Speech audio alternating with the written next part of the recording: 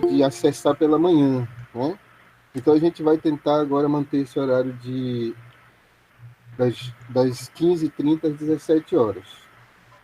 Bom, hoje a gente tem assim essa presença ilustre, né, do professor Augusto, o nosso colega também de trabalho, colega de profissão, que eu acho que dispensa todos os comentários. Opa, Eu quero agradecer, Augusto, a sua disponibilidade, né? Sabe que a gente se dispõe aí para ajudar essa galera que quer aprender, que quer conhecer, e naquilo que a gente pode, né? sim, Naquilo que a sim. gente pode.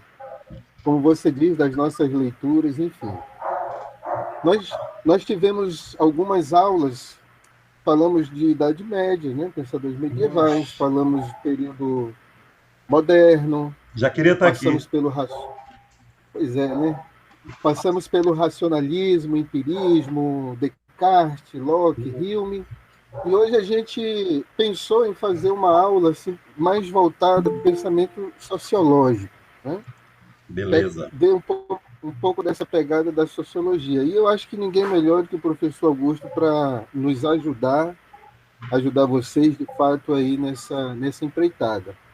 Então, eu vou deixando a palavra com o professor Augusto, que vai conduzir essa primeira parte. Beleza. Obrigado, Sérgio.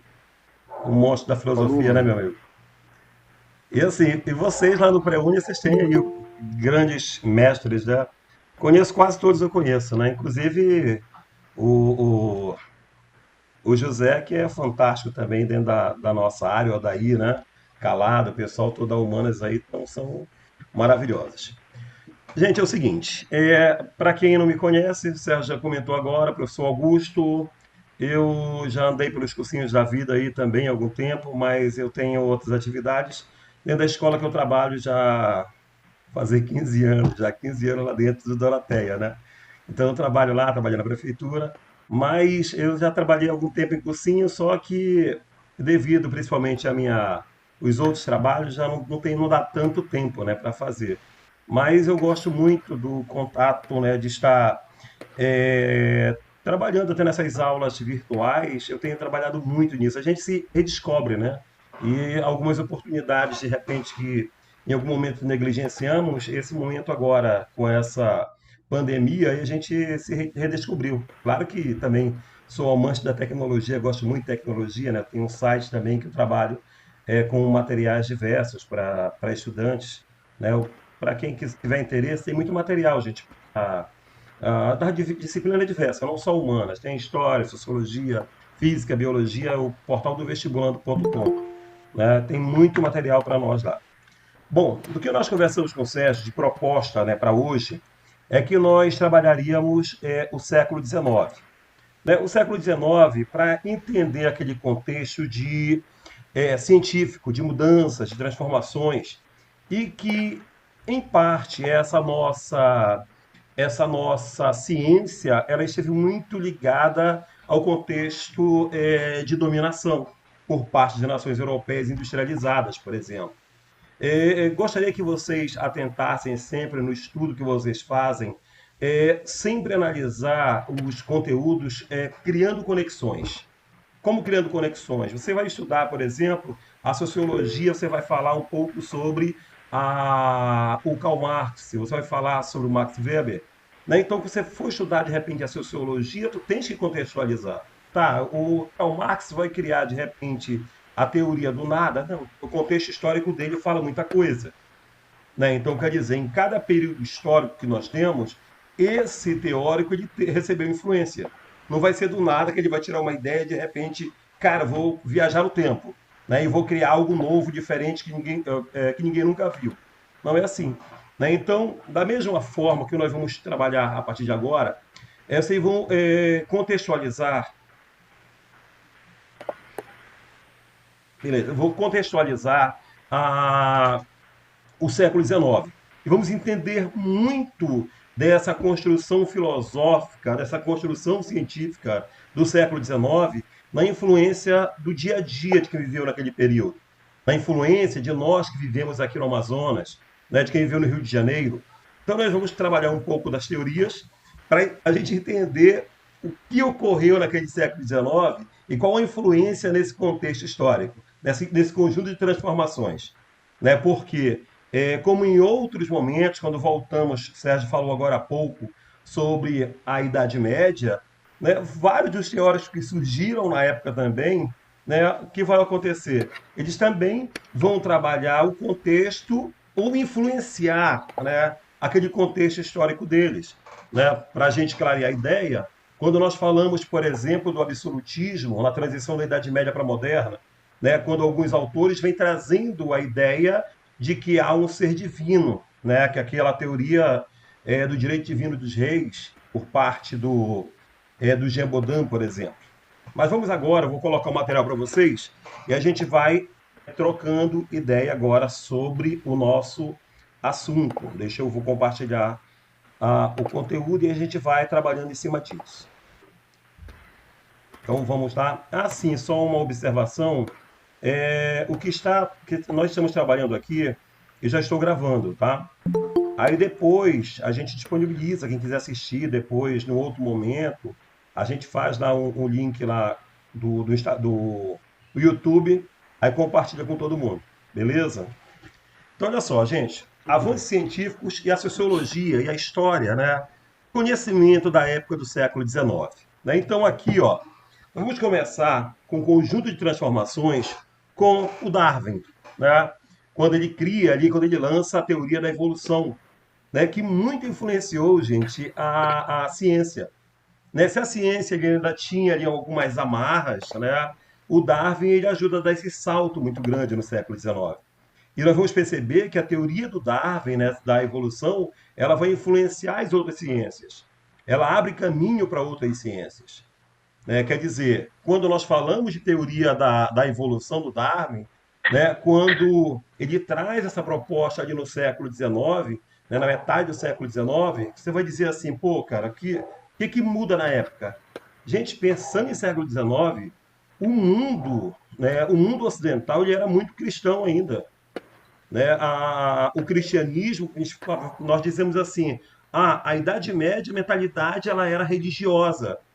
Gente, a mentalidade era religiosa, muito religiosa, até aproximadamente 30 anos atrás. A ideia que nós temos hoje em dia, que de repente há um liberalismo total desde o início da Idade Moderna, isso é mito. O mundo ainda era marcado, em grande parte, por essa religiosidade, por explicações religiosas, né, para os fatos históricos que ocorreram. Bom, e aí, quando nós falamos de teoria da evolução, né, nessa proposta dele que essa formação dos seres vivos, ela vem passando por um processo de transformação constante, né, de adaptação ao meio, aí vai dizer assim, tá, mas de que forma ela vai influenciar nos conhecimentos produzidos dentro das ciências sociais, dentro da história, dentro da sociologia, da antropologia, que ela surge nesse período também, assim como a sociologia. Então, quando ele traz essa teoria da evolução, quando ele traz essa proposta que, de repente, há algo mais primitivo, não que seja a palavra dele, né? Há algo mais primitivo para mais evoluído, a ideia dele ela vai acabar permeando o pensamento sociológico da época, os conhecimentos históricos da época. Não que ele dissesse que há um ser inferior ou superior. Ele falava apenas numa escala evolutiva. É bem diferente. Então, aqui, ó. Gente, se alguém tiver fazendo alguma anotação e quiser comentar alguma coisa, ou que volte, se de repente eu passar o material, aí você pede, eu retomo novamente, beleza? Aí você pede, Augusto, volta aí para nós, para mim que eu não terminei de copiar ou coisa parecida. Então vamos para cá agora, gente. O Charles Darwin, né, e o Spencer. Né? Como eu falei a vocês há pouco, ter a ideia, né, de dizer que o Darwin, de repente, ele criou uma teoria que era racista. Alguns chegaram a levantar essa ideia. Isso não é verdade. O Darwin não falava em ser superior a outro, ele falava em poder de adaptação de alguns ao meio. Só que essa proposta de luta pela sobrevivência, o direito do mais forte, ele vai ser a transformação para as ciências sociais, porque interessava alguém, interessava de repente poderes instituídos. Então, se ele traz uma proposta de evolução, essa ideia, né, de luta pela sobrevivência, que há um ser mais forte do que o outro, né, um ser superior ao outro, essa ideia não é do Darwin. Há uma evolução, sim, né? Mas ele não fala que há um ser superior ao outro. Só que, de acordo com necessidades de período, para justificar algo, e nós vamos chegar nisso mais à frente, nós temos teóricos que vão criar, né, vão difundir essa ideia de que o Darwin falava, né, nessa superioridade, de repente, de uma raça, né, sobre outra, que foi muito utilizado na época. Bom, quem realmente vai falar sobre essa luta pela sobrevivência, né, desse direito do mais forte, ou de sociedades mais, ou melhor, superiores às outras, que alcançaram um grau de evolução, aí vem a proposta do Spencer, né, o Herbert Spencer, que vem trazendo essa ideia, né, do Darwin, mas ele traz para as ciências sociais. Só que quando ele traz para as ciências sociais, quando ele traz para a sociologia, ele vai mudando, né, a teoria darwinista. Né? Ele vai mudando essa teoria da evolução. Aí, se de repente, para o Darwin eram os mais adaptados, para o Spencer e outros teóricos, que não começa exatamente com ele, né, o darwinismo social, mas há outros teóricos, mas ele ficou mais conhecido quando ele desenvolve a teoria, né? Então, para ele, haveriam sociedades mais evoluídas do que as outras. E isso, gente, nós temos que estar utilizando essa transformação, essa mudança no meio histórico, no meio sociológico, no meio antropológico, porque a influência ela vai ser muito grande no período. Beleza? Sérgio, quer comentar alguma coisa? Augusto,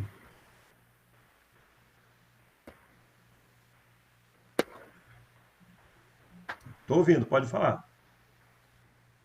é, é importante a gente lembrar também que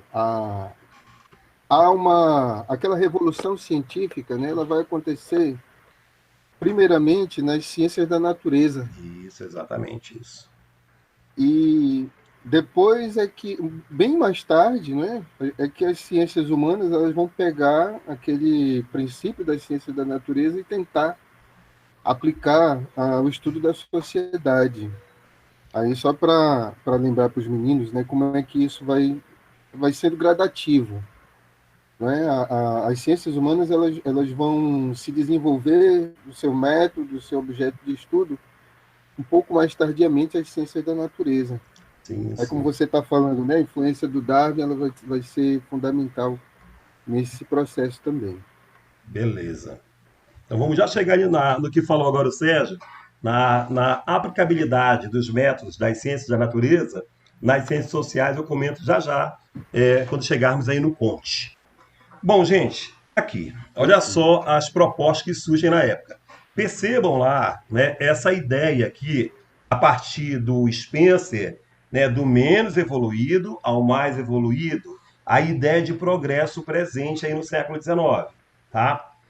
Aqui, por exemplo, nós temos, né, o surgimento também no século XIX, como falou o Sérgio agora, claro que buscando ali essa grande influência das ciências naturais, nós vamos ter o surgimento da antropologia. Gente, percebam só que aí no século XIX, né, o que nós temos, o que já se trabalhava, do que se fazia lá na Grécia, na Roma, né, de seres superiores, por exemplo, de bárbaros e não bárbaros, de não civilizados na América, que deveriam ser convertidos ao cristianismo, isso está voltando agora. A Alana não está ouvindo direito. Não está ouvindo direito aos dois, Alana, é isso?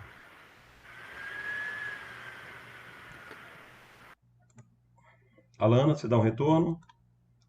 Está muito baixo meu som ainda? Professor, o áudio está muito baixo, eu não consigo lhe ouvir direito. Os dois, é isso? Para todo mundo está assim, gente? Para todos está baixo?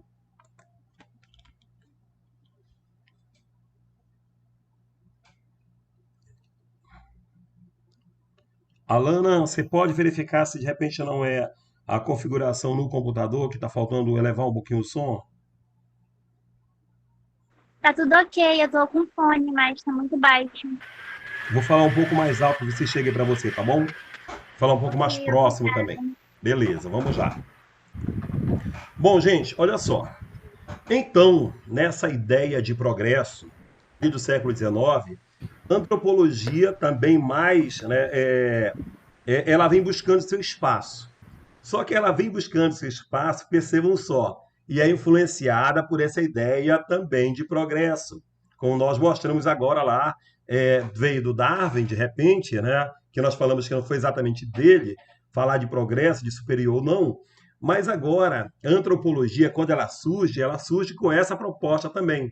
Aí com Lewis Morgan, né, quando ele falava o seguinte, se olha, o que estuda a antropologia, primeiramente, gente? Ela estuda, né, as especificidades de cada grupo, as características de cada grupo social, né, quer dizer, as particularidades. E nesse período, quando surge essa antropologia ligada também a esse evolucionismo, ele vai criar uma proposta dizendo o seguinte: olha só, é preciso identificar o que é diferente no outro grupo social, né? Em outras culturas. Aí só que quando ela surge também, ela surge influenciada por ideias do darwinismo social, porque ele traz ali a ideia de que, olha, o que é diferente, de repente é uma sociedade europeia civilizada, é inferior. Então, a antropologia, quando ela surge, ela vem mostrando a ideia de inferioridade de grupos que não tinham minha cultura. Ah, eu sou europeu, monogâmico. Ah, o africano está na poligamia, ele é inferior, não evoluiu. Ah, vivo no mundo urbano. Ah, aquele grupo é rural, é atrasado. Né? Quer dizer, então ele traz essa ideia, né? E ele mostra para nós, claro que na teoria dele evolucionista, a ideia de três grandes períodos étnicos da humanidade, que seriam também evolutivos.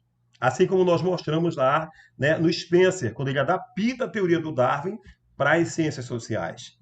Né? Agora, bem lembrado do que falou o Sérgio agora há pouco, gente, a gente não está falando de método de pesquisa.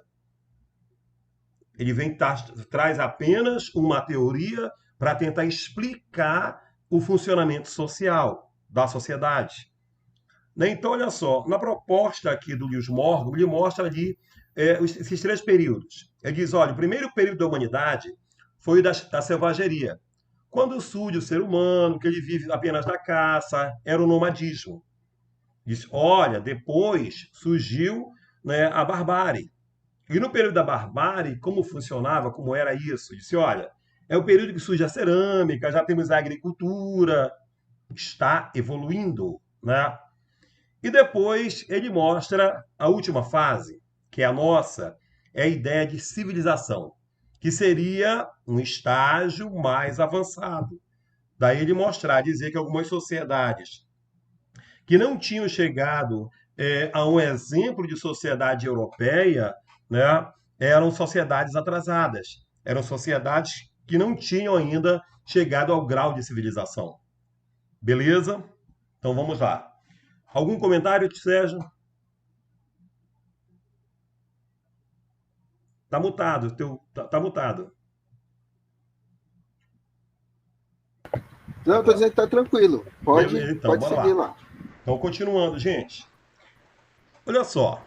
Então, gente, a nossa antropologia, né? Percebam que está misturando o conhecimento científico, a produção que está surgindo ali no século XIX.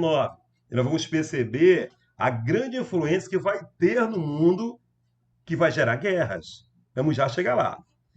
Olha só, gente, quando nós falamos aí na constituição, na formação da antropologia, olha, percebam, gente, que, como eu falei, a antropologia ela estuda as diferenças entre culturas, né? Ela busca estudar as diferenças, as particularidades. Aqui, ó, mais um detalhe sobre ela.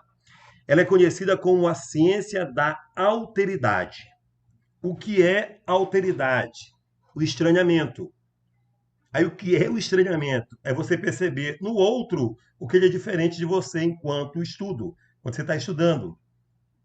Então ele diz que ela é a ciência da alteridade, que é esse estranhamento, que é preciso você conhecer o outro, as peculiaridades desse outro, como ele se constitui, como ele se organiza, e mostrando que as ciências, né, sociais, elas são bem distintas na sua forma de analisar, né, essa sociedade. Então ele buscava dizer, olha só, a antropologia, ela busca identificar que o outro é diferente, só que lembrem que aqui no começo, como nós falamos, quando ela surge enquanto teoria, ela surge para justificar, de repente, um grau evolutivo, né? E aqui depois ela muda, gente. Olha só. Quando chegam aqui, por exemplo, aqui, ó, o Malinowski e o Levi-Strauss, a teoria antropológica ela muda. E por que eu estou falando em teoria antropológica, gente? As ciências elas estão imbricadas. Quando você fala da história, quando você fala da sociologia, a filosofia, nós vamos perceber que há grandes interrelações entre elas naquele mundo de século XIX, né? E também com influência no mundo do século XX. Influência dos nossos antepassados na Amazônia. Então, olha só. O Malinowski, também da teoria antropológica, ele diz o seguinte, ele disse, olha, o Lewis Morgan, da evolucionista, ele errou. Porque não é para identificar nessa alteridade, dizer que o outro é diferente e por ser diferente ele é inferior. Ele não é evoluído, como mostrou lá o Lewis Morgan na evolucionista. Ele disse, olha, é preciso você viver no meio do grupo social que você está estudando para você conhecer o funcionamento dele, como ele funciona. Que é o que nós chamamos de pesquisa etnográfica, tá, gente? Aí, quer dizer, então tinha que buscar uma aproximação, que nós chamamos de pesquisa... cadê o nome? Aqui eu tenho... Cadê o nome exatamente? Observação participante, tá? Então você precisa viver no meio do outro para você conhecer como funciona. Isso proposta do teórico, né, do Malinowski. Só que vem a teoria estruturalista na antropologia do Levi-Strauss, que ele complementa do Malinowski. Enquanto o Malinowski dizia assim, olha, a sociedade X, ela funciona assim, o funcionamento dela é assim, é dessa forma. Eles são cristãos, eles adotaram o cristianismo. Olha, eles são poligâmicos, ou eles são monogâmicos. Isso Malinowski. Aí vem o Levi-Strauss, na estruturalista, dizendo, olha, não basta dizer como funciona. Isso aí é perceptível. É preciso dizer, além de dizer como ela funciona, por que ela funciona assim. Ou seja, bora trazer para nós agora, para a gente entender essas mudanças, para a gente perceber onde eu quero chegar com isso. Olha só, nós moramos no Amazonas. A nossa cultura, aí vai dizer, olha, na cultura do Amazônida, come-se muito peixe. Se fosse da teoria do Malinowski, da funcionalista. As pessoas já adotaram o cristianismo. Mas ele não questionava o porquê, dizia que era daquela forma. E o Strauss vem dizer, não, negativo, tá, mas por que são tão cristãos assim? Tá. Aí o processo colonizador, no processo de colonização, chegou-se a isso. Eles foram colonizados, índios obrigados a ser cristãos. Perceberam? Então ele diz que não era só mostrar como funciona, mas por que funciona daquela forma. Estou chegando lá onde eu pretendo agora, aguentem lá. Bom, vamos para cá agora, gente.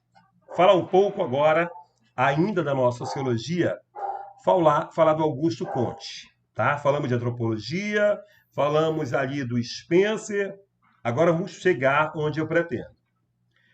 Bem, o Augusto Comte, né, como falou o Sérgio agora há pouco, tá? Que o Sérgio comentou, disse, olha, né, as ciências sociais, elas são, em método, elas são posteriores, elas vão beber na fonte das ciências naturais. Então, os métodos das ciências naturais, a partir principalmente de dados quantitativos, eles vão ser adaptados às ciências sociais. E quem Diga, Sérgio. Tanto que ele vai chamar, o Comte não vai chamar de sociologia, mas de física social. Isso. Utilizando aquela linguagem, né? as ciências da natureza já tinham bem desenvolvidas, do método, enfim. Isso, beleza, beleza. Olha só, gente. Assim, até agora, gente, alguma pergunta antes de nós entrarmos para avançarmos agora no Conte? Beleza. Eu só queria dizer assim, está caindo, né? Você fala da questão religiosa, que sempre está presente, né? Mas está caindo por terra aquela visão de um ser humano, de um homem, né? Prontinha, que sirva para todas as culturas. Nós temos aqui uma fórmula e que nós podemos aplicar em qualquer cultura e sobre isso ter o nosso conhecimento. Então, essas cabeças estão compreendendo, né, que, como você falava da alteridade, o outro ele é diferente, a outra cultura ela é diferente da minha. Então, eu não posso, como é que se diz, encarar todo mundo, a gente diz assim, como se fosse farinha do mesmo saco, né? Mas compreender ali, como você falava, os contextos, a história, enfim, aquela visão de uma ideia perfeita de ser humano, ela está se deixando de lado, está sendo deixada de lado. E, Sérgio, e isso a gente percebe até um aprofundamento, né? É que começa já ali pelo Renascimento, naquela ruptura com a Idade Média, né? E que vem se construindo, e agora ele ganha uma Perfeito. força muito maior com a antropologia. A antropologia ela contribui muito para essa, vamos dizer, para quebrar esse paradigma de que há essa unicidade de ser humano, há essa unicidade cultural, Exatamente. né? Quer dizer, então quebra-se, né, essa proposta do que nós tínhamos, que vinha até então e que era uma proposta de igreja de Idade Média, né? E temos que criar uma Exato. sociedade homogênea, né? Que isso vai ser rompido ali na transição, né, da Idade Média para a moderna com o Renascimento. Quando nós temos ali, Perfeito. a partir do século XI, principalmente, até o Renascimento, quando surge o humanismo dentro das igrejas, ou das universidades, né? Da transição da Idade Média para a moderna. Perfeito. Algum comentário? Pode seguir. Então, bora lá. Então, gente, é assim. O que falou agora o Sérgio aí é o seguinte. O Conte, né, quando ele vai trazer a proposta positivista dele, é muito presente. Percebam, gente, quem nós estamos trazendo aí essa ideia de progresso. Né? Falamos lá do Spencer, falamos ali do Lewis Morgan, né? A ideia de progresso, a ideia de uma escala evolutiva. Né? O Conte, gente, né, o Auguste Comte, ele é conhecido aí, né, ficou conhecido como pai da sociologia, né, que seria um clássico da sociologia. E ele, observando as ciências naturais, né, como falou muito bem agora o Sérgio, ele percebeu o seguinte: se olha, dá para utilizar os métodos também nas ciências sociais. Não, então ele queria ali uma rigidez, né, nos dados, na coleta de dados, por exemplo. Né? Então dizia que era possível sim fazer essa aplicação. Agora que é muito presente, né, na teoria do Conte, né, inclusive se vão debater isso muito na universidade, a proposta de neutralidade do pesquisador em relação ao seu objeto. Né? Isso é muito discutido na faculdade, né? Os debates são constantes sobre isso. Né? Que durante muito tempo, gente, acreditou-se, né, numa máxima que era possível a total neutralidade, né, estou falando de ciências humanas, de eu, pesquisador, em relação ao meu objeto de pesquisa. É que hoje em dia, isso praticamente, pela maioria dos teóricos, caiu por terra. Mas era uma proposta do Conte tentando adequar essa ciência social proposta por ele nas ciências naturais, né? Numa pesquisa quantitativa. Lembrando que essas pesquisas, quando eu falo de quantitativa, eu estou falando em coleta de dados. Né? Vou dar um exemplo claro para vocês aí. Eu fiz uma pesquisa, eu acho que eu falei para meus alunos em sala sobre isso, sobre os crianças que trabalhavam em carvoaria. Era um artigo que nós íamos de faculdade escrever para um jornal, aí fomos fazer a pesquisa. E lá, qual foi a minha hipótese? Que em toda proposta você tem que ter uma hipótese, né? Vocês vão ver isso na faculdade também. Aí, a minha hipótese era o seguinte: se olha, as crianças que estão em carvoaria, elas, elas normalmente não estão estudando, elas estão atrasadas no ciclo de estudo, elas estão atrasadas em relação à maioria. Era a minha dedução, porque elas se dedicavam ao trabalho e elas não teriam tempo, ou os pais não levavam elas à escola. Aí eu disse, bom, beleza. Então eu estou observando do exterior. Eu fiz uma dedução a partir do que eu li antes sobre. Mas eu não fui lá na observação participante. Eu não fui no meio deles para investigar como é que era. Então, aplicando, bora pensar no método kantiano, eu iria coletar dados. Então, fazia um roteiro de perguntas e ia coletar dados. Idade, pai, mãe, até eu chegar no que eu queria, que era escola, qual a série, frequenta, não frequenta. Aí o que eu fiz? Depois de coletar os dados, o que eu vou fazer? Vou verificar. Aí, bora imaginar que eu entrevistei 50 famílias, eu não lembro quantas eu entrevistei agora.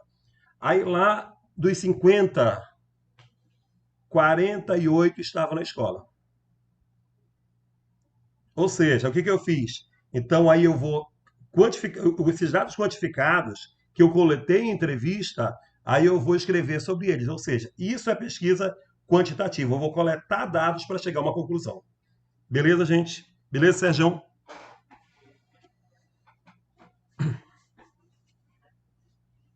Vai comentar algo, meu querido? Não? Não. Beleza. Então, gente, falando Não, nisso. só uma coisinha que eu estava lembrando agora, as coisas vão escapando. Que você falou, não é, dessa relação de neutralidade do cientista com o objeto de estudo.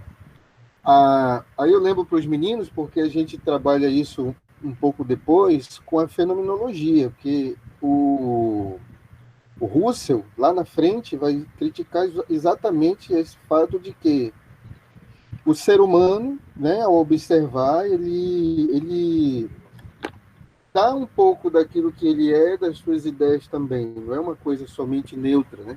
Esse Sim. cientificismo do Comte, que o Comte tanto defendeu, vai levar muita peia lá na frente, porque a ciência, o Russell vai dizer assim, ó, a ciência cuidou de algumas coisas, beleza, mas ela não consegue dar conta de tudo. Então, esse cientificismo, ele de fato não é uma coisa 100%, né? Beleza. E nessa proposta, né, Sérgio, você falou aí desse cientificismo, nessa proposta de dar resposta a tudo, porque uma das ideias dele, gente, era criar a ciência das ciências, né, para dar resposta a tudo. E para ele seria uma ciência superior, né? E sabe-se que hoje em dia isso aí é mito, né? De ter uma superioridade ou de repente uma ciência que responde a tudo, né? Então bora lá. Aí é o seguinte, gente. Então, falando da teoria kantiana, né? Então, ele defendia, né, o que nós chamamos de pensamento teleológico. O que é isso? Ele diz que há um sentido para tudo. É como se fosse exatamente uma escala evolutiva. Ele diz, olha, a história ela vai para algum lugar, ela tem um sentido. Né? E quando nós vamos analisar a teoria dos três estados, que o Sérgio vai comentar um pouquinho agora para nós, daqui a pouquinho para nós, vamos perceber isso. Né? Quando ele fala exatamente nesses estágios, né? Pelo qual passou, de repente, essa construção de pensamento. E aqui nós vamos chegar agora, tá? Pode comentar, Sérgio, sobre isso? Já chegamos aos Já. estados? Teoria dos três Podemos. estados. É bom a gente sempre lembrar, não é, aquela visão do Comte, que ele entende a realidade, a natureza, o ponto de vista dele daquilo que é positivo, né? Dentro dessa ideia de que existem coisas estáticas e coisas que estão num processo, não é? Então, ao observar as sociedades, o Conte cria essa ideia dos três estados, né? No sentido de tentar compreender como que se dá esse processo dessa evolução dentro da visão de cada estado. Então, o primeiro deles seria esse estado teológico, né? Por ser uma visão cientificista, o positivismo ele vai rechaçar essas ideias religiosas, né? De que existe uma força superior por trás de tudo, enfim, e ele desenvolve esse pensamento justamente para fundamentar ali essa ideia dele, né? Então, a ideia do Estado teológico é de que Deus, né, está presente em todas as coisas. Então, existem culturas, existem sociedades que se manifestam, que se organizam dentro do seu aparato social, né, como Estado teológico. O que significa isso? Todos os fatos, os fenômenos, né, que ocorrem ali dentro são identificados como uma influência divina. Então, para tudo que existe dentro desse estado, somente Deus é que faz e que desenvolve, né, dentro desse processo. É interessante, né, Augusto, que ele divide o estado teológico em três níveis, observando ali as sociedades. Ele vai falar do estado teológico animista, o estado teológico politeísta e o monoteísta, né? Não sei se a gente pode comentar cada um deles. Continua, pode ter tempo. Acho que tem tempo suficiente, pode continuar. Beleza. Então, o estado teológico animista, né, é onde as coisas da natureza têm a sua própria animação. A palavra ânima, né, já diz que é a alma, ou seja, existe um elemento, é um pouco, os meninos vão entender bem, o Conte, ele não gosta daquela influência platônica, né? Então a gente precisa voltar nisso aí, porque o Platão, ele era um pensador dicotômico, ele teve muita influência na Idade Média, e esse pensamento criou muitas raízes no mundo ocidental. A ideia de que existe uma alma e um corpo, né? E de que esses dois elementos eles são distintos, mas têm uma ligação. E o Conte vai criticar essa visão aí dentro desse estado animista de que as coisas, os seres vivos, eles têm um dinamismo, eles têm um processo, não é, vital, porque tem uma alma. Então, a primeira divisão desse estado teológico em Conte seria essa, né? No estado teológico politeísta, aí os deuses, né, os desejos dos deuses são colocados.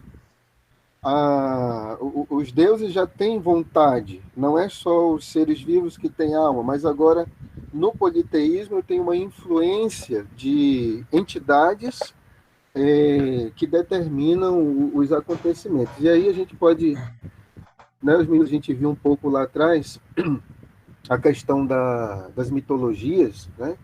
Que isso vem já das sociedades antigas, e a gente não pode, fazendo um parênteses, não podemos negar que essas maneiras de ver a vida, elas ainda existem, né? Maneira mitológica. Então, a terceira divisão que o Conte faz desse estado teológico seria o monoteísmo, né? Que é essa ideia de um Deus único que determina os fatos, os acontecimentos como ele bem entende. Bom, o próximo estado, né, que o Conte vai trabalhar seria esse estado metafísico. E aí a gente vai ver uma crítica do Conte a algumas filosofias que ele vai dizer que foram pura viagem, né? Se Conte entende que a ciência é que dá as respostas, essa ciência matemática, não é? Essa ciência quantitativa, como muito bem dizia ali o professor Augusto, Então, Kant vai bater de frente com a metafísica, que foi um processo de conhecimento muitíssimo difundido pela Idade Média. E aí, quando a gente fala de Idade Média, né, Augusto, são praticamente 1000 anos em que essas ideias estão sendo ali espalhadas, difundidas dentro do ensino, dentro de universidades, enfim. Você colocou ali, né, a filosofia a priorística inata. A metafísica é esse tipo de conhecimento que trata da realidade não de uma maneira positiva como queria o Kant, né? Mas de uma maneira muito idealista, universal. E a ciência, né, ela não vai tratar de universalidades, ela vai se desenvolvendo dentro de um plano indutivo de conhecimento.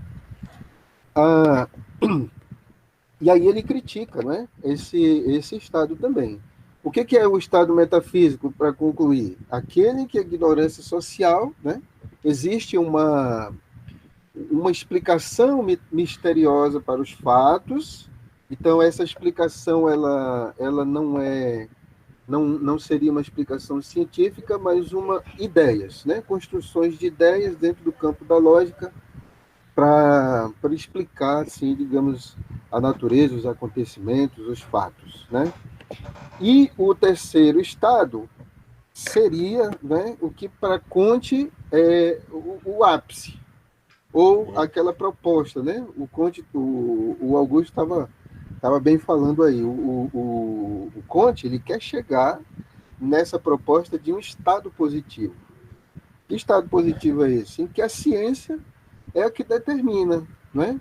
A ciência é essa que me dá uma segurança daquilo que nós podemos entender como seguro e verdadeiro. Então, o estado positivo, né? Ele busca uma explicação de tudo que ocorre na natureza. Então, não é somente uma filosofia do que ocorre na natureza, mas um processo metodologicamente científico, né, de explicação da natureza e dos seus dinamismos. E aí ele vai colocar dentro dessa proposta o uso da razão e esse enfoque cada vez mais científico. De um modo geral, o que o Conte está querendo dizer? Existia, né? A proposta dele, existe uma visão misticista. A religião é algo vago. Então nós não precisamos disso. Precisamos de uma ciência que nos dê uma comprovação e uma comprovação matemática, né? Portanto, quantitativa, daquilo que a gente procura conhecer e compreender. Acho que é muito importante, né, Augusto, a gente frisar que o Kant ele é um filósofo positivista. Isso. E dentro da filosofia, o positivismo não aceita nenhum tipo de ideia metafísica. Não vai aceitar essa relação daquilo que não se pode colocar dentro dos parâmetros científicos, né? Se eu não posso observar uma realidade, um fenômeno no laboratório, se é algo que só é da razão ou da ideia, então para ele vai ter uma grande interrogação, né? Os três estados: teológico muito atrasado, onde tem aquela visão de que Deus comanda tudo; o estado metafísico, que são aquelas construções que ele vai dizer vagas, fictícias, né? E esse estado positivo que ele entende que seria o grande objetivo. Você falava ali do telos, né? O grande objetivo das sociedades é que elas cheguem ao estado positivo cientificista, onde a gente tem uma visão sem, como é que a gente diz assim, sem fantasias, sem mito, mas a partir daquilo que a ciência, matematicamente, né, dentro de comprovações, ela pode nos apresentar.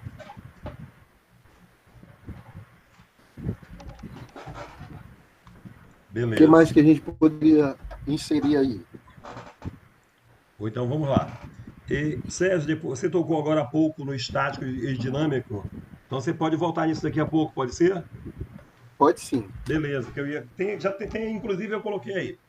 Olha só, gente, então assim, do que o Sérgio colocou agora para vocês aí, né, com detalhe, inclusive muito detalhado, show de bola. né? E assim, é o seguinte, né?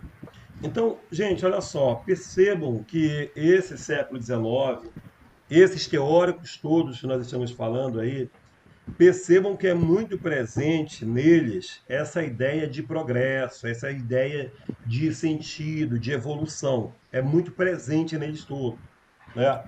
E aqui, ó, o que que nós temos sobre eles? Isso aí tem influência, né, sobre o Brasil, inclusive, esse positivismo, né, do Conte.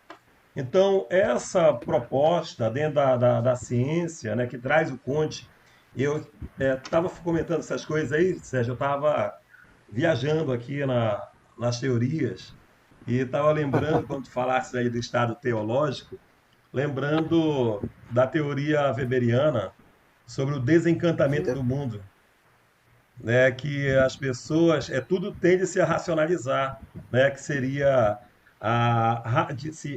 de racionalizar, né, e tornar algo mais burocrático.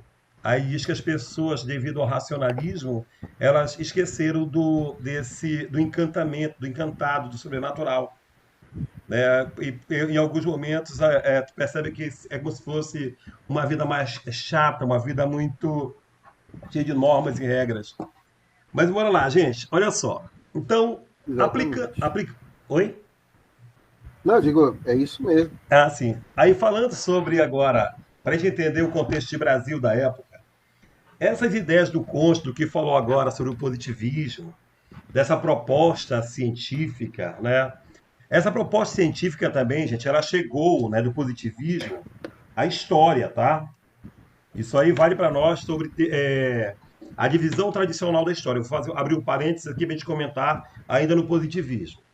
Porque, assim, até a década de 1950, a história ela foi construída em cima de uma visão positivista. Era a história positivista.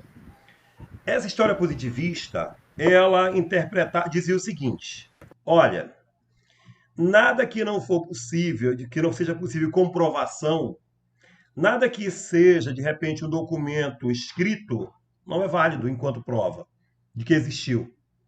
Então, para eles, nessa corrente histórica, né, positivista, só era, é, só era válido como fonte histórica documentos escritos, que já caiu por terra depois com outras teorias, né, como a escola dos análises e outras que vêm depois dentro da história. Então, para eles, por exemplo, um pedacinho de cerâmica com alguma inscrição não era fonte histórica. Né? De repente, um pote de cerâmica também não era, um pedaço de flecha não era. Né? Então, eles desconsideravam tudo que não fosse um documento escrito, nessa proposta científica de tentar comprovar tudo. Né? Eles não interpretavam, não acreditavam nesse tipo de fonte histórica, para perceberem como ela chegou também na história, não se restringiu aí à sociologia. E quando falamos de Brasil também, para a gente perceber, encaixar essa teoria, os nossos militares ali que tiraram Dom Pedro II do poder, eles tinham como proposta as ideias positivistas, que era necessário, segundo eles, aplicando a política, né, criado que seria um governo quase dos sábios, né, que seriam ali de tecnocratas, pessoas especialistas na sua área. Né, que não fosse colocar aventureiros do poder, de repente, para administrar determinados cargos, que era a proposta deles. Eles tinham como lema, ó, amor, ordem e progresso.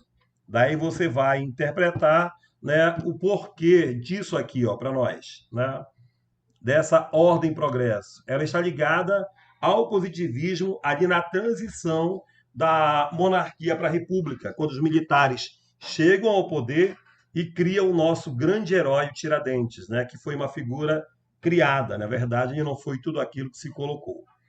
Bom, então, vamos falar agora, que o Sérgio comenta sobre, né, os princípios estático e dinâmico, numa visão filosófica. Tá mutado, Sérgio, tá mutado. Desculpa, retiro para não ter nenhuma interferência. Beleza. De repente o gato mia, o cachorro late, né? Opa. Assim, tem dois problemas. Diga, querido. Enquanto você comenta, 1 minuto eu tomo água e já estou aqui de volta. 1 minuto só. Tranquilo. Turma, há uma questão que já é muito antiga, que aí vocês podem anotar isso, que se refere a dois pensadores naturalistas. Então, o período naturalista, né, aquele lá do Tales de Mileto e tal, do Arqué, dois problemas são levantados. O primeiro é o problema do Heráclito quanto à mudança. Tudo muda, eu não posso me banhar 2 vezes no mesmo rio, porque quando eu vou lá e volto, o rio já mudou, assim como eu também já mudei. Né? Então, o pensador Heráclito tinha chamado a atenção para um processo dentro da natureza que está em constante mudança.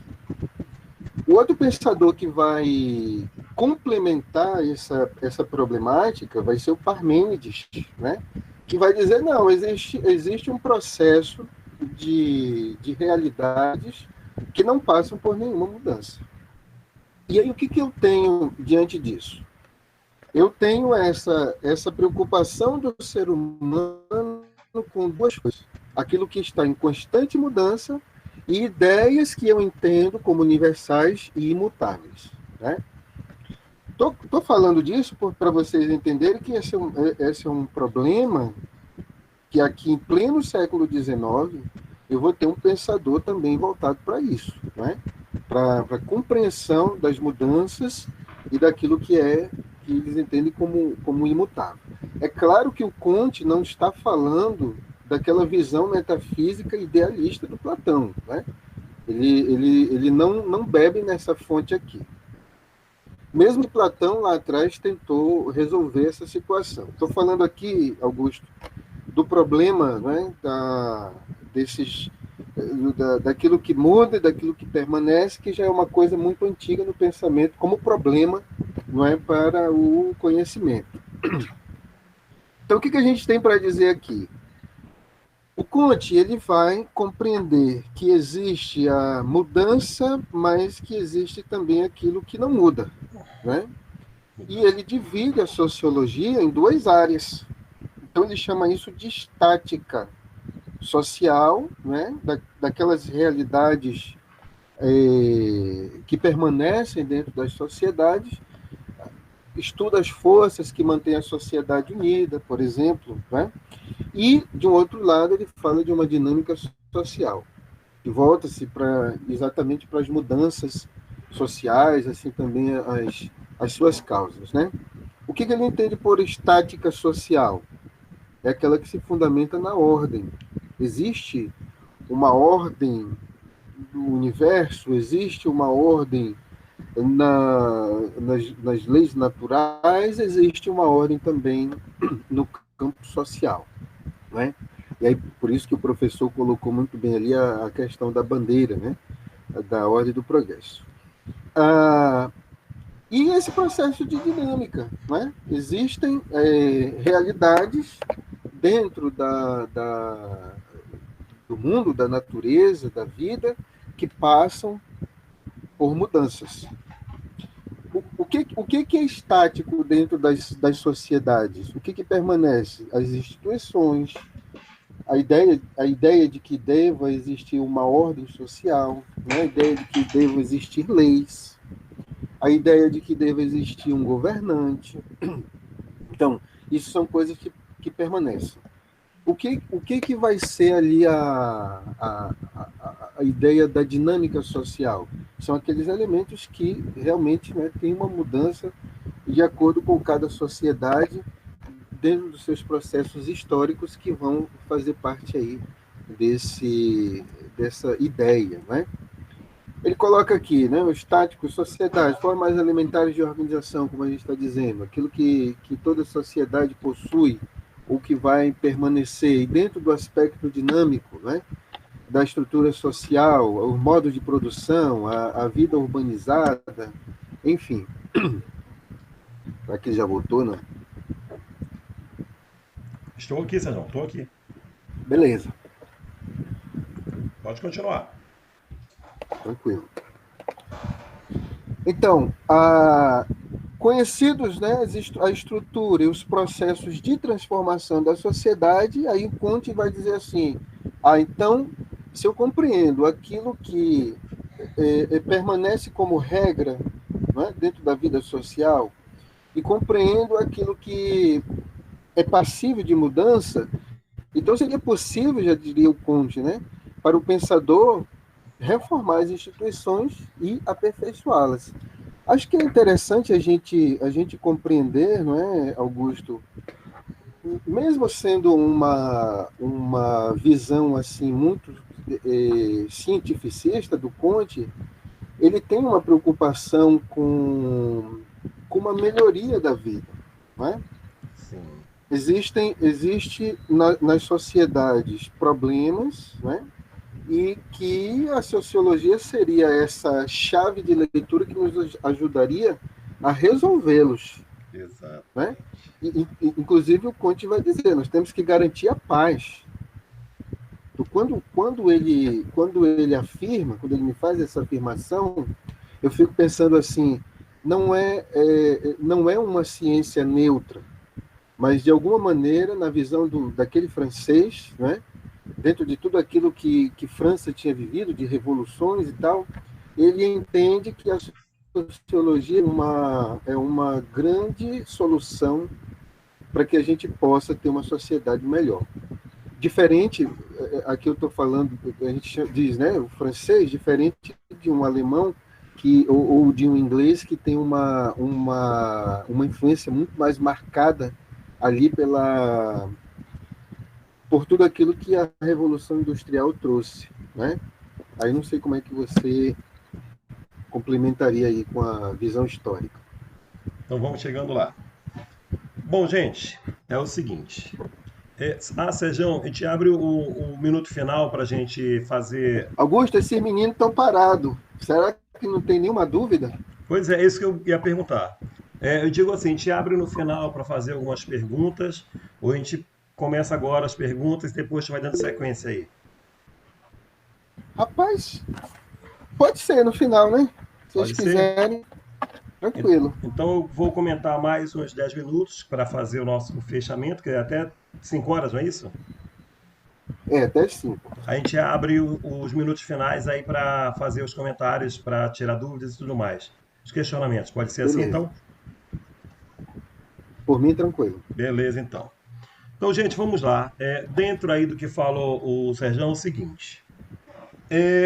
Onde nós vamos chegar com tudo isso? Agora vamos buscar um pouco da história dentro do que nós já falamos aqui, dentro da sociologia, da filosofia, da antropologia.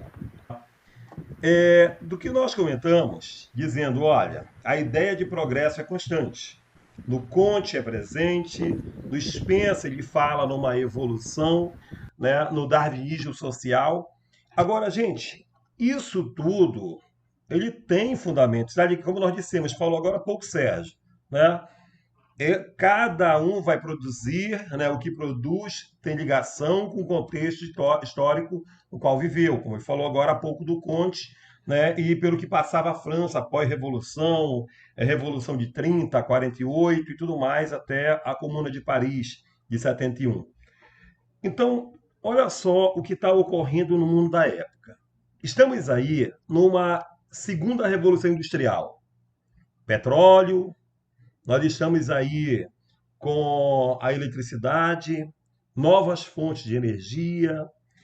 Nós estamos numa fase da Revolução Industrial com a produção cada vez mais crescente, mais acelerada. Estamos numa Europa que está ficando estagnada, não em produção, mas em consumo, já que não era só a Inglaterra a grande produtora agora, era maior, mas não era só, né? Tínhamos outros países que estavam também no processo industrial. Aí, gente, essas ideias que permeiam aquele mundo do século XIX, elas são ligadas exatamente a esse processo de revolução industrial também, né? Por quê? Esses povos, né, principalmente europeus, eles buscavam essa ideia de superioridade. Quando nós falamos de antropologia, que eu falei lá do Lewis Morgan, da antropologia evolucionista, ela tem total ligação com a ideia de modernidade. Ela tem total ligação também com aquele contexto, principalmente de neocolonialismo. Por exemplo, quando falamos da ideia de modernidade, né, quando falou agora há pouco o Sérgio também do estático e do dinâmico, quando nós falamos sobre o Comte, nessa ideia de progresso, né, de chegar a esse estado positivo, ou estado científico, como ele falava também. Por quê? Porque nesse período ele ganhou eco essa proposta de modernidade, de superioridade de determinadas áreas sobre outras, né? Por exemplo, quando nós falamos de modernidade, né, que ele vai transpassar ali o século XIX, por volta de 1871 até 1914. O que era ser moderno nesse período? Percebam só a ideia de evolução aí. O que era ser moderno? Ter um padrão cultural europeu, ter um padrão cultural do homem da cidade. E aí é que vai surgir essa ideia de modernidade. O que era essa ideia de modernidade? O que está ocorrendo no mundo da época? A bicicleta, o telefone. Quer dizer, são várias novas criações que a ciência ela está trazendo para nós. E aí, quem não tinha o telefone ou a bicicleta, outra coisa, não era moderno. Quer dizer, então, gente, nesse período, nessa proposta de modernidade, nós nos encaixamos também. Bora chegar, percebam só a amplitude de tudo isso, bora chegar na Amazônia. A Amazônia chegou esses ecos da modernidade para nós? Chegou a Belle Époque que nós passamos aqui? Por quê? Imaginem o que nós temos desse contexto de modernidade, quando diziam que havia, né, modelos superiores, nesse caso um francês, né, quando ele vai servir de padrão cultural, né, para o mundo ocidental. Né, para perceber esses ecos, como chega para nós. Tá, nós temos uma economia da borracha, era o ouro amazônico da época, né, Belém, Manaus. Aí pensemos juntos sobre essa modernidade, sobre essa ideia de evolução. Estamos no meio da mata, mas aí no meio da mata você teve a segunda cidade do Brasil com energia elétrica, atrás apenas de Campo dos Goytacazes, no Rio de Janeiro. Nós tínhamos bondes no centro da cidade. Nós tínhamos um teatro. Para quem era isso? Exatamente dentro da ideia de modernidade. Aí, quando nós percebemos todo esse conjunto de teóricos que falamos agora há pouco, isso tudo, gente, é influência da época que influenciam também.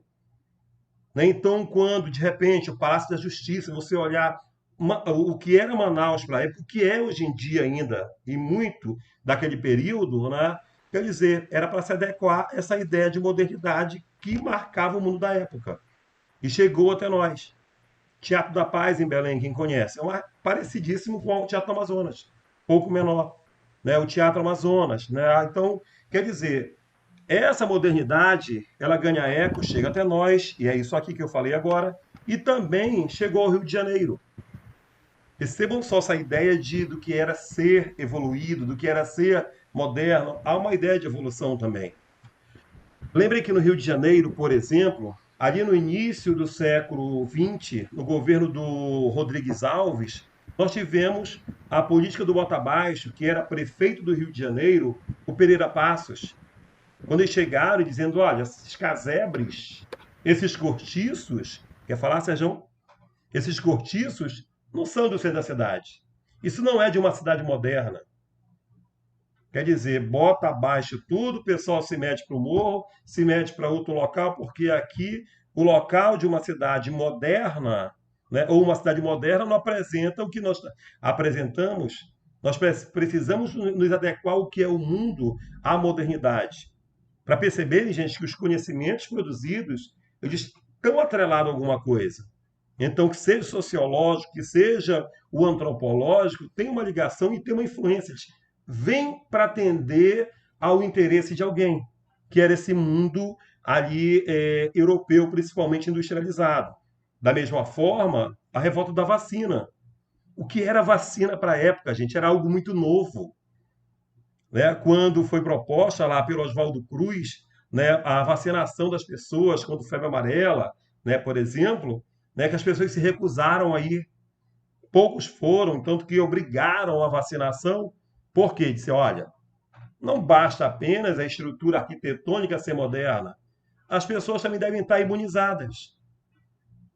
Então, isso aí não pode ser deslocado, comentar que foi uma revolta qualquer. Não, ela tem uma influência de um contexto muito maior de Brasil, assim como nós tivemos. Né? Então, as pessoas se recusaram a vacinar, né, porque também desconheciam esse avanço científico que era a vacina. Porque antes, não sei se você sabe, gente, como era a vacina. Você sabe, Sérgio, ali no século XIX, como era a vacina, quando começaram a criar? Alguém sabe aí, gente, como é que era? Era algo um pouco nojento, mas eu vou contar. Era, estava tendo um surto, cadê? O Carlos sabe aí, né? É, cadê? Isso, da vacina sim, mas olha só. Antes, qual era? Eu não recordo qual era a doença que estava ocorrendo, não era no Brasil. E várias pessoas contaminadas, né? Eles perceberam que aquelas pessoas que cuidavam de estábulos, de gado, isso mesmo. Mas quem comentou aqui, desculpa, foi o Carlos, isso mesmo. Carlos. Aí eles pegavam, Sérgio, aí eles perceberam que aquelas pessoas não pegavam a doença. Disse, ó, então tem algo aí que imuniza essas pessoas. Aí eles percebiam que nos bois tinham aqui umas bolhas, né, com secreções. Eles tiravam aquela secreção e armazenavam. Para depois, como falou agora o Carlos, fazer uma incisão. Faziam pequenos cortes para poder imunizar as pessoas. Aí Caramba. depois, aí normalmente o corpo estranho vai infeccionar. Já era vacina para outro. Imagina só o que era isso. Bom, então, gente, olha só. Nojento. Isso, com certeza. Gente, então toda essa modernidade aí, né? Ela trouxe reflexos para nós. Só que isso tudo vamos dizer assim, é pano de fundo para algo muito maior que está ocorrendo no mundo. Que é isso aqui, ó. Século XIX. Neocolonialismo, colonização da África e da Ásia. Quando nós falamos, por exemplo, do Lewis Morgan, olha, o outro é diferente porque ele é inferior. Eles precisavam justificar que o africano era inferior, que o asiático era inferior, que o americano, da América Latina, né, claro, era inferior. Só que os Estados Unidos se meteram lá com a América para os americanos. Né? Então, quando nós falamos, por exemplo, ali de Conte, da ideia de progresso também, ela vai ter influência para nós na modernidade. Né? Quer dizer, então percebam que o impacto social, o impacto político das ciências foi muito forte. Claro que, por exemplo, o Niels Morgan ele veio financiado por quem interessava dizer que o outro era inferior. Então, disso tudo, como eu falei, Augusto, diga, meu querido. acho que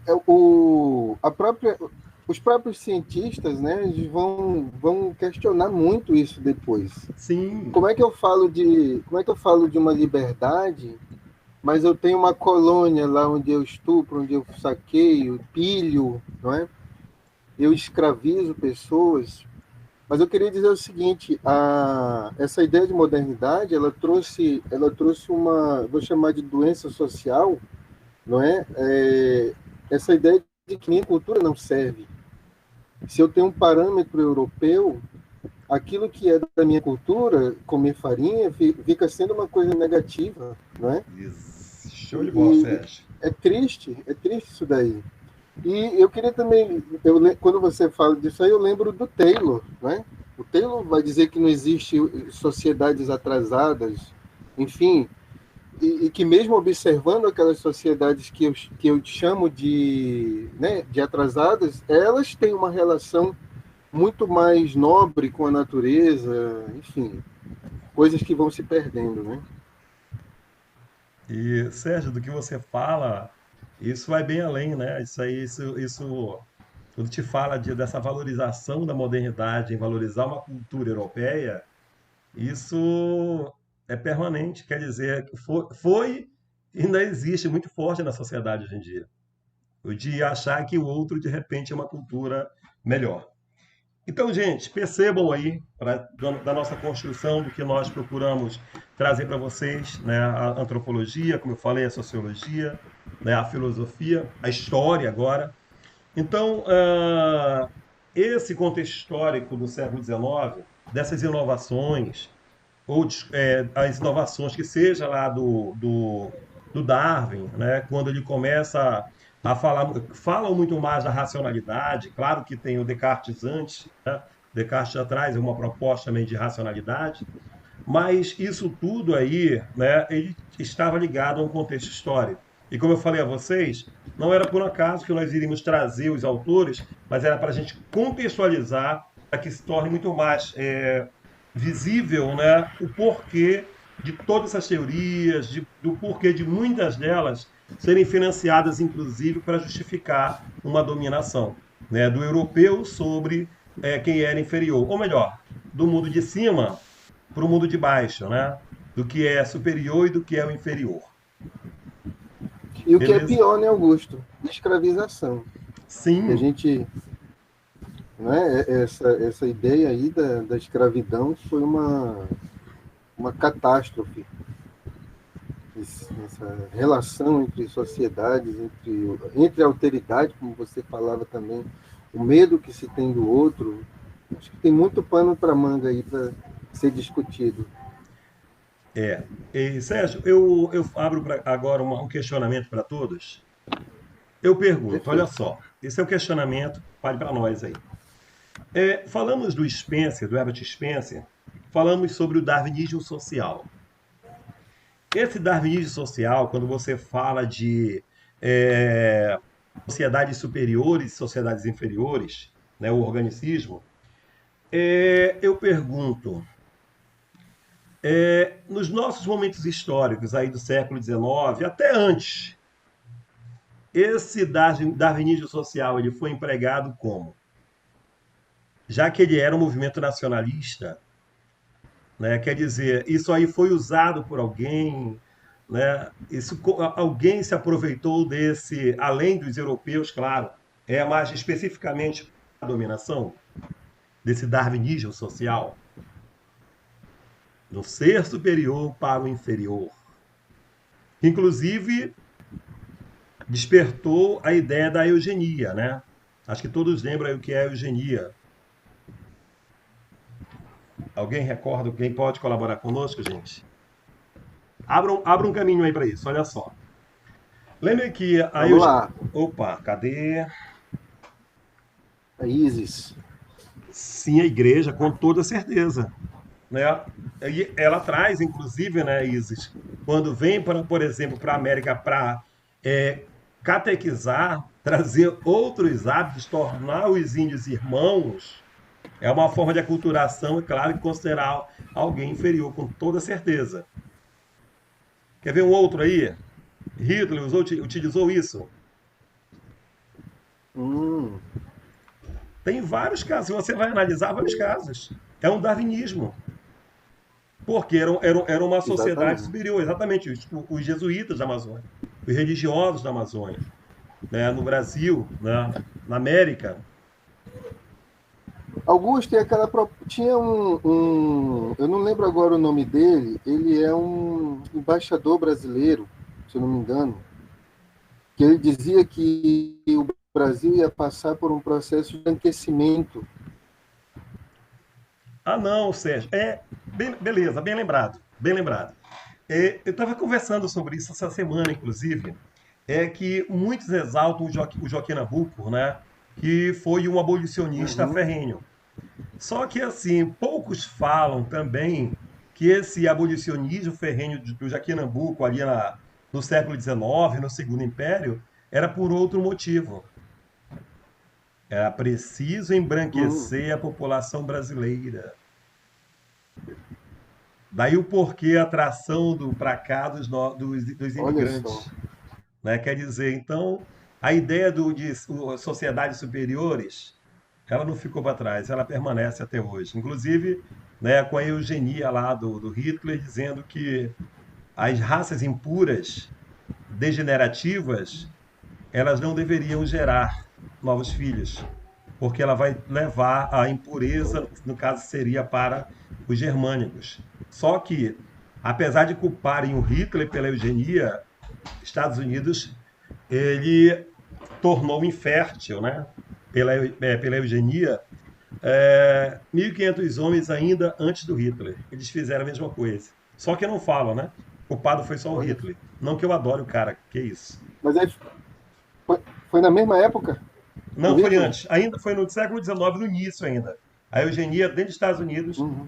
né, quando estão tornaram infértil lá 1.500 pessoas para não gerar novos filhos. Porque se tu tem uma doença degenerativa, um câncer, teve alguém de repente para eles, era uma doença, né, o homossexual, então pelo azinho, azão, pelo dominante recessivo, tu sabes, vai ter lá uma possibilidade. Não exatamente no teu filho, mas podem vir em outras gerações, né? Vai se desenvolver isso. E aí eles pregavam que essas pessoas não deveriam gerar filhos. Isso que o Hitler fez também dentro da Alemanha nazista. Abrimos uma pergunta Perfeito. agora, gente?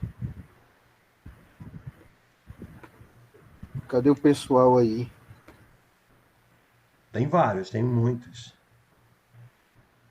Perguntas, queridos? Críticas, alguma coisa que vocês queriam que nós tivéssemos comentado? Alguma proposta futura? Show de bola, Carlos. Obrigado mesmo, tá? E assim, gente, ó, tendo outros temas, né? Conversa com o Sérgio, tem contato mais, tem contato com a maioria daqui, e aí a gente vai trazendo outros temas. Se tiver alguma coisa diferente lá, né, que vocês queiram, tragam lá, professor. Você traz outra coisa para nós, professor. Aí passa para o Sérgio lá, a gente senta aí e organiza para fazer o melhor para vocês. Beleza? Quanto ao material que perguntaram agora há pouco, eu estou gravando a aula. Eu vou baixar lá para o canal do YouTube, aí eu passo o link para o Sérgio, aí ele compartilha com vocês. O material também, o slide, eu passo para ele, ele compartilha com vocês lá. E no que precisar, Perfeito. gente, assim, é, eu sou muito parceiro. Precisar de alguma coisa aí, de material, o que for, contem comigo, beleza? Se for na história, na sociologia, eu não sei tudo, mas no que eu sei a gente se ajuda, beleza? E antes de tudo, Sabe demais. Sérgio, e antes de tudo, muito obrigado pela parceria, muito obrigado pela oportunidade de estar aqui com vocês. Mais ainda as perguntas, fique à vontade.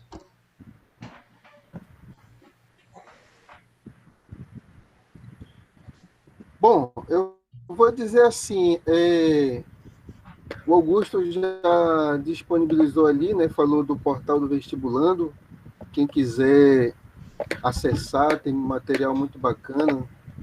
Tem muita coisa ali, é um universo, né? Para quem está estudando, se preparando aí para os vestibulares, eu recomendo mesmo. Quem me dera se eu tivesse essa visão histórica, é o que me falta, viu, Augusto? Acho que essa contextualização que você traz aí para a gente, ela é fundamental, né? Para que a gente não fique pensando no pensador, no sociólogo, ou mesmo nos filósofos que estão protagonizando esse início da sociologia, né? De que são caras que estão ali dentro de um laboratório ou de um escritório pensando ideias vagas, mas de que são pessoas muito estão com o pé no chão, né? Então eu tenho um contexto social problemático, como sempre tivemos, Estou e encerrando. precisamos dar propostas de solução para isso, né? E a sociologia ela vai ser uma chave de leitura e acredito de abertura desses problemas para tentar solucionar. Eu digo mais, nós só começamos aqui, porque tem muita coisa depois, né? Precisa falar de Marx, precisa falar de Weber, precisa falar de Durkheim, quer dizer, que vão dar suas contribuições para organizar a sociologia como uma ciência de fato. Acho que tem coisa ali que a gente vai precisar de você sim, com certeza. Eu queria dizer para os meninos que o professor Augusto ele se disponibilizou, né? Ele viu ali a proposta, me procurou e eu gostaria sim que os meninos soubessem que o professor Augusto está sempre muito disposto a ajudar aí no que for preciso. Show Eu de já bola. agradeço a você. Augusto, Beleza. agradeço de fato. E sempre digo que é uma alegria, um prazer muito grande estar aí junto contigo, trabalhando, né? E tentando passar alguma coisa aí que a gente sabe. E só devolvendo a que você comentou agora também, você falou assim que te falta é contextualização histórica. E o que me falta é esse aprofundamento filosófico também.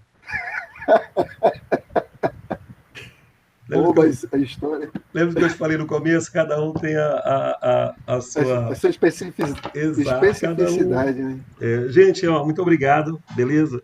E a gente tá trocando ideia. Eu vou terminar de gravar a aula.